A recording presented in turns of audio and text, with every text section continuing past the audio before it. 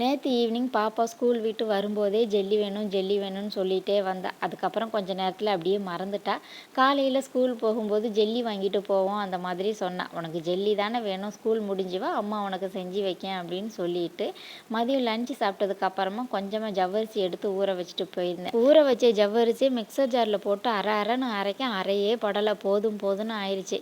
எப்படியோ நராங்குறான்னு அரைச்சி கொஞ்சம் வடிகட்டி ஃப்ளேவருக்காக ஆரஞ்சு ஜூஸையும் ஊற்றி டேஸ்ட்டுக்கு தக்கன சுகரையும் சேர்த்து நல்லா கலந்துட்டு கடாயில் ஊற்றி மிக்ஸ் பண்ணும்போது வெளுத்தாப்பில் இருந்தது. அதனால் கலருக்கு கொஞ்சம் மஞ்சள் தூளையும் சேர்த்து நல்லா கெட்டியாகி வந்ததும் ஒரு நெய் தடவுன பாத்திரத்தில் ஊற்றி ஆற வச்சுட்டு ஜெல்லி எப்படி வருது அப்படின்னு சொல்லிட்டு எனக்கு பொறுமையே இல்லை. கொஞ்சம் சூடாகினதும் ஃப்ரிட்ஜில் வச்சு ஃப்ரீசரில் வச்சு நான் ஜெல்லி எடுத்து பார்க்க வரவே இல்லை. ஸ்கூல் முடிஞ்சு வந்ததும் ஸ்பூனில் ஜெல்லி எடுத்து கொடுக்க டேஸ்ட் அவளுக்கு பிடிக்கவே இல்லை. இனிமேல் ஜெல்லி கேட்பேன்னு கேட்டதுக்கு கேட்கவே மாட்டேன்னு சொல்லிட்டா.